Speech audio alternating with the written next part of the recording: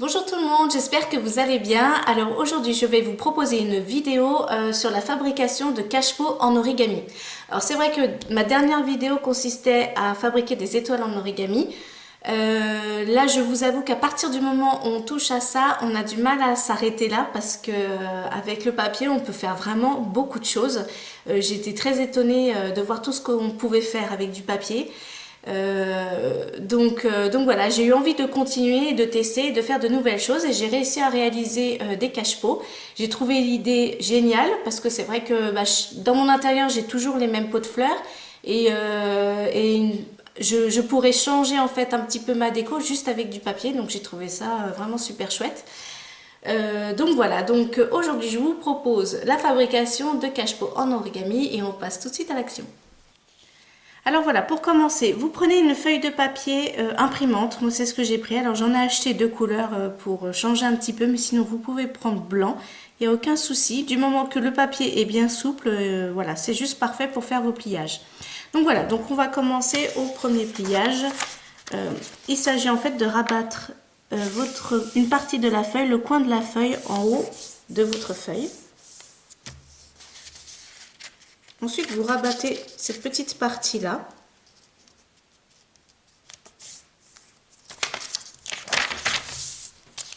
Vous prenez en fait ce coin-là que vous venez rabattre ici. Alors ici, en fait, vous avez la marque déjà, le trait de vos premiers pliages. Donc vous rabattez et vous me positionnez dessus.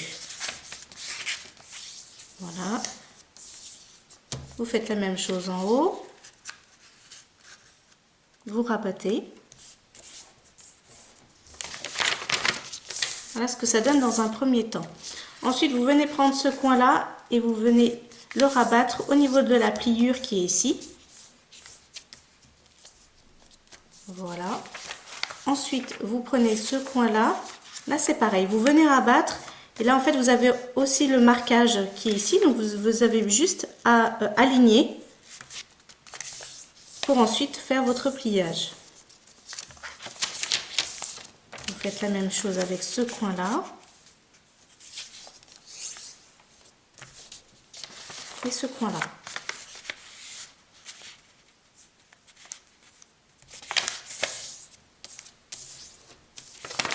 Voilà ce que vous avez du coup dans un premier temps. Ensuite, vous faites la même chose, vous rabattez mais en plus petit sur cette marque-là. Vous venez rabattre, vous alignez vos pliages. La même chose avec ce coin-là.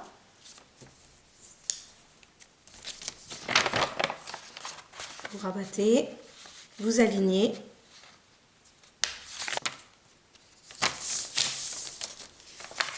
Ensuite, vous venez rabattre ce coin-là ici au milieu de la page.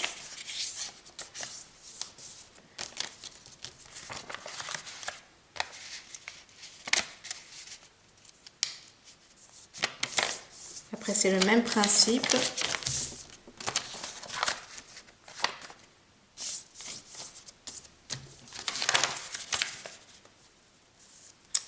Et pour finir, vous rabattez ici. Vous voyez, là, c'est aligné avec tous mes pliages. Et voilà. Vous avez tout le pliage qui est fait, toute la construction est faite. Ensuite, vous retournez votre feuille et vous venez replier ici sur les losanges de cette manière-là.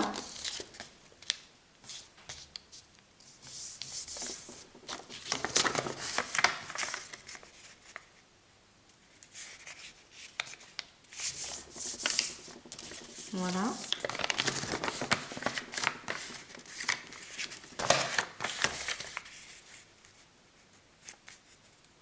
Et voici la dernière partie. Voilà. Vous avez fait tous vos pliages, vous n'avez plus qu'à assembler.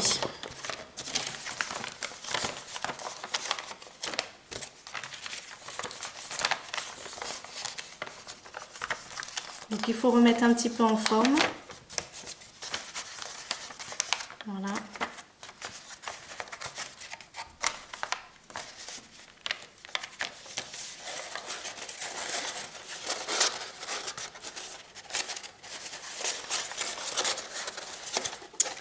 Voilà ce que ça va vous donner dans un premier temps. Vous n'avez plus qu'à découper et à coller les bouts. Et vous avez fini votre vase.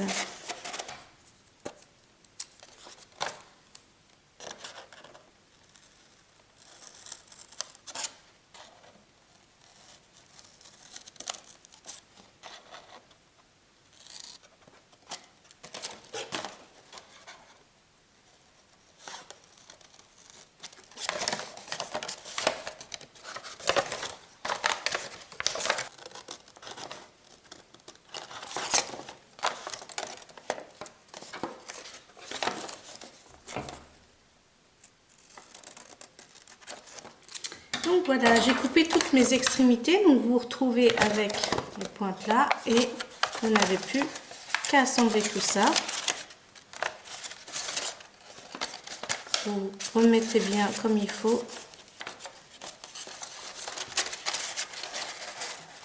Je vais mettre des points de colle ici et vous avez votre vase. Vous prenez votre pistolet à colle.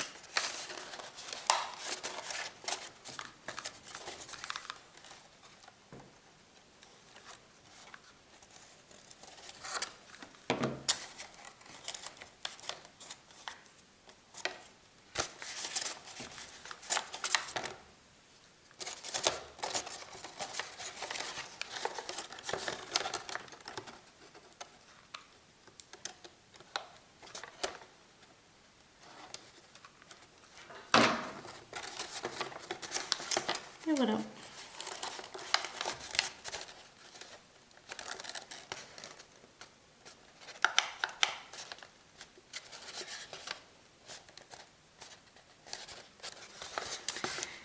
Et voilà, vous avez votre cache-pot. Donc voilà, cette vidéo touche à sa fin. Je vous montre une nouvelle fois le cache-pot que j'ai réalisé devant vous. J'en avais réalisé d'autres un petit peu avant pour m'entraîner et voir ce que ça donnait. Pour vraiment vous donner une idée, vu qu'il s'agit d'un cache-pot, j'avais ce petit contenant là qui me plaît moyen. Voilà, je m'en suis servi du coup comme base pour cacher mon pot. Bien sûr, vous pouvez avoir d'autres contenants plus importants, plus gros. Dans ces cas-là, vous prenez plus de feuilles, vous faites un assemblage, vous prenez plus gros, plus petit, enfin vous adaptez. Le principe reste le même. Si vous n'avez pas de cache-pot, vous pouvez même prendre une bouteille de bière, ça suffira amplement. Donc niveau budget, c'est juste pas grand chose.